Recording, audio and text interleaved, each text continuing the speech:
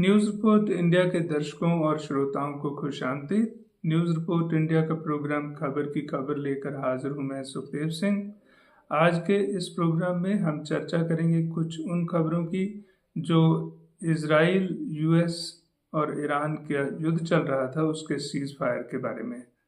USA Iran ने इस युद्ध को 2 हफ्ते के लिए टालने के लिए सहमति प्रकट की है, जबकि इजराइल ने इसको पार्शली एक्सेप्ट किया है।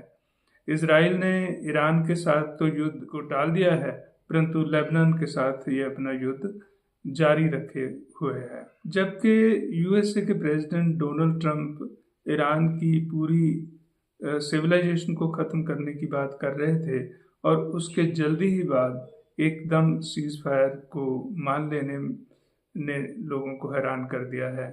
ये युद्ध एक साइड से शुरू हुआ था। इजराइल और अमेरिका ने ईरान के ऊपर हमला कर दिया और यूएसए के प्रेसिडेंट ने कहा कि अनकंडीशनल सरेंडर होना चाहिए ईरान की तरफ से, नहीं तो ईरान की पूरी सिविलाइजेशन को ख़त्म कर दिया जाएगा।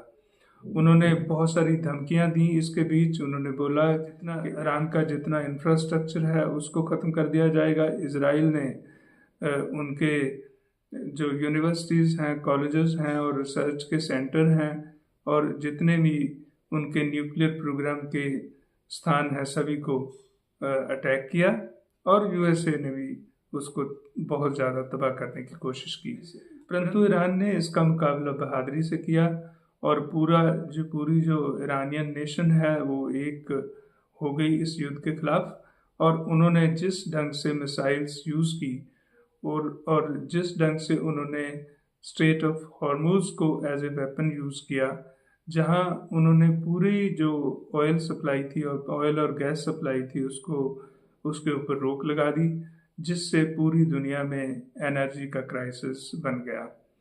तो इसके बाद बहुत सारे कंट्रीज़ में मीटिंग्स हुई, बहुत सारे कंट्रीज़ ने अपने प्रतिक्रम दिए। ज़्यादा कंट्रीज़ ने इस वॉर में शामिल होने से मना कर दिया और उन्होंने कहा कि ये अमेरिका ने खुद से ही वॉर लॉन्च की है, इसलिए उनका इसमें शामिल होना ज़रूरी नहीं है। इस युद्ध में ईरान का बहुत नुकसान तो ज़रूर हुआ है।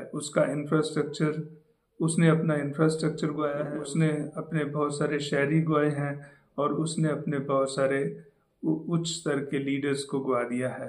परंतु उसने स्ट्रेट ऑफ हॉर्मुज़ के ऊपर जो अपना कब्जा है, जो पहले खुलेआम बह रहा था, जहाँ से पूरी सप्लाई जो है ऑयल एंड गैस की वो खुली होती थी, उसके ऊपर कंट्रोल कर लिया है और इसको भविष्य में वो इसके ऊपर टोल वसूलने की उसकी तैयारी है। तो एक तरह से monetization of strait of Hormuz उसकी एक अचीवमेंट है, परंतु बाकी कंट्रीज़ पर इसका नेगेटिव इम्पैक्ट पड़ेगा। जो कंट्रीज़ ऑयल इंपोर्ट कर रहे थे और जिनके जो वेसल्स हैं वो स्ट्रेट ऑफ हॉर्मुज़ से निकलते थे, उनकी तेल के ऊपर इंपोर्ट की कॉस्ट जो है वो बढ़ जाएगी, जिसमें भारत भी एक देश है। भारत देश पहले से ईरान का एक दोस्त देश रहा है और भारत अपना 50% ऑयल इंपोर्ट गल्फ से करता है और भारत की पॉपुलेशन तकरीबन 10 मिलियन जो है वो इन कंट्रीज़ में है। यहाँ पर बहुत सारे लोगों के इंटरेस्ट हैं। यूएई में, दुबई में और ओमान, कतार में सब जगह जो भारतीय पॉपुलेशन, ईरान में भी भारत की पॉपुलेशन है। इसके अलावा पिछले 10 साल से इंडिया जो है वो एक जो पोर्ट है चाबहार, उसके ऊपर इन्वेस्ट कर रहा था। तो इंडिया की काफ़ी कुछ इंडिया का स्टेक के ऊपर है, तो इसलिए इंडिया को भी इसके कॉन्सिक्वेंसेस तो फेस करने ही पड़ेंगे। परंतु इंडिया के लिए एक अपॉर्चुनिटी सीज फायर ने क्रिएट करी है कि जिस तरह से अपने कुछ एक्शंस के कारण इसने अपनी न्यूट्रलिटी लूज़ कर दी थी, जो इसने अपना एक नॉन अलाइंड पोस्चर इसने लूज़ कर दिया था, उसको गेन करने की एक अपॉर्चुनिटी फिर क्रिएट हो गई है।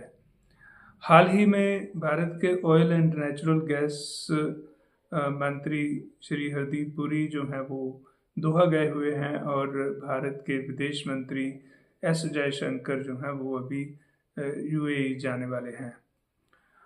और इन दो मंत्रियों के वहाँ जाने का मकसद है भारत के इंटरेस्ट को प्रोटेक्ट करना और इन कंट्रीज को कन्विंस करना कि जो इंडिया है वो प्रायोरिटी रहे for oil and natural gas supply के लिए, और दूसरा वहाँ की पॉपुलेशन के इंटरेस्ट जो है वो सेव रहें, और थर्डली एक जो इस रीजन में स्टेबिलिटी है, इस रीजन में जो इसके सीज फायर की क्या कॉन्सिक्वेंसेस हैं, इनको डिस्कस करने के लिए हमारे दो मंत्री जो हैं वहाँ पर हैं। इस युद्ध के बाद जो सीज फायर हुआ है उसमें पाकिस्तान ने अपने आप को एक रीजनल सक्सेसफुल नेगोशिएटर के तौर पर एस्टेब्लिश कर लिया है, और रियल सेंस में चाइना ने अपने आप को एक neutral but world peace maker के तौर पर जो है वो अपने आप को प्रेजेंट किया है और एक्सेप्ट करवाया है।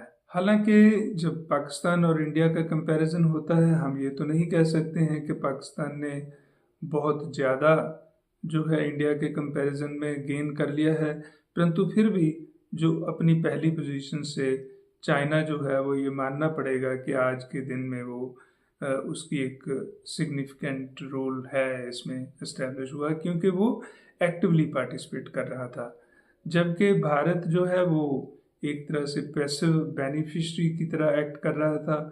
अभी इंडिया के पास काफ़ी सारी पॉसिबिलिटीज़ हैं, ये अभी अपनी जो स्ट्रेटेजिक ऑटोनॉमी की कन्वेंशनल जो हमारी पॉलिसी रही है उसके ऊपर हमें जो है वो अपने एक्शंस प्लान करते हुए एक तरह से अपने आप को एस्टैब्लिश करना है। इसी के साथ मुझे दीजिए इजाज़त। धन्यवाद।